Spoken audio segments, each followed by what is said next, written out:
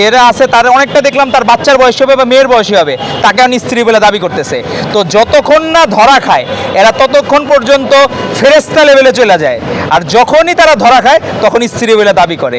তো এই ধরনের মুনাফিকি চরিত্র বাংলাদেশের মানুষ আগেও দেখতে চায় না, এখনও দেখতে চায় না। আমরা অতীতেও বলেছি জামায়াতে ইসলাম যারা এইরকম ধারণ করে এদের মধ্যে সমস্যা আছে। এদের মুখে মধু, অন্তরে বিষ। অন্তরে বিষ না, অন্তরে হচ্ছে খারাপ কাজকর্মে লিপ্ত হওয়ার যে তাদের প্রবণতা। এবং আমরা দেখলাম অনেক জায়গায় জামায়াতে ইসলাম বিভিন্ন জায়গায় আমাদের মাদ্রাসা শিক্ষার্থীরা বিভিন্নভাবে হেয় প্রতিপন্ন হওয়ার চেষ্টা করতেছে, তাদের শ্লীলতাহানি হচ্ছে এবং অনেকে ধর্ষণেরও শিকার হচ্ছে।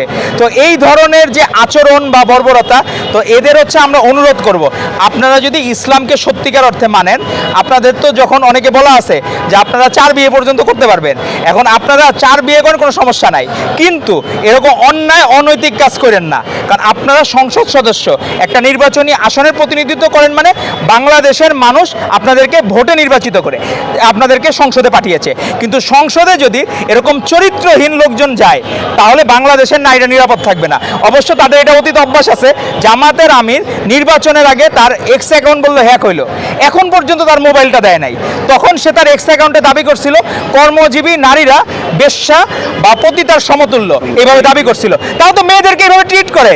তারা এখানে যে আমরা দেখলাম যে সাতক্ষীরা 4 আসনের এমপি যে ঘটনা করেছে, তারা তো মেয়েদেরকে ভোগ্যপণ্য হিসাবে ট্রিট করে।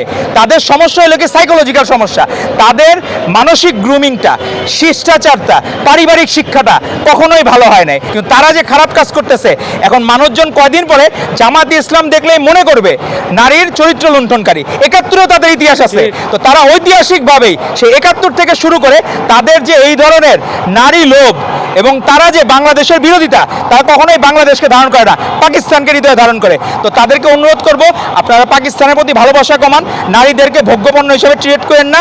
নারীরা আমাদের মায়ের জাতি, যেখানে আমাদের মাননীয় প্রধানমন্ত্রী মায়েদেরকে কিভাবে সম্মান করেন, আমাদের বোনদেরকে কিভাবে সম্মান করেন, সেই জায়গায় আপনারা যেসব নিদর্শন রাখতেছেন, এগুলো বাংলাদেশের মানুষ কয়দিন পরে আপনাদের মুখে থু মারবে। তো তাদের অভ্যাস আছে যে ধর্ষকদেরকে মুক্ত করা, তাদের অভ্যাস আছে স্বাধীনতা বিরোধীদের পক্ষে থাকা।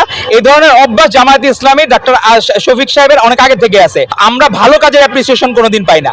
আপনি দেখেন প্রত্যেকটা জায়গায় আমাদের মাননীয় প্রধানমন্ত্রী যে ভালো কাজের ধারা অব্যাহত রাখছেন, সেখানে কোনোদিন তারা অ্যাপ্রিসিয়েট করবে না, কিন্তু তারা খারাপ কাজকে পেট্রোনাইজ করবে এবং মব সৃষ্টি করবে।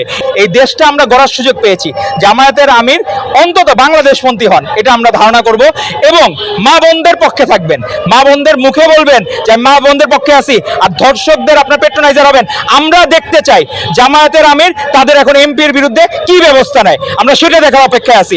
বাংলাদেশের মানুষ এরকম চারিত্রিক স্খলন যাদের হয়েছে, তাদের বিরুদ্ধে জামায়াতের আমির সোচ্চার হন নাকি দর্শকের পক্ষে থাকেন, সেটাই আমরা দেখার অপেক্ষায় আছি। ইএফটি ফার্স্টের সাথে ট্রেড করুন যে কোনো জায়গা থেকে, ক্যাম্পাসে ক্লাসের ফাঁকে, ঢাকার জ্যামে বসে কিংবা ঘরে বসে। ট্রেডিং এখন হাতের মুঠোয়, তাই ট্রেড করুন যখন খুশি, যেখানে খুশি।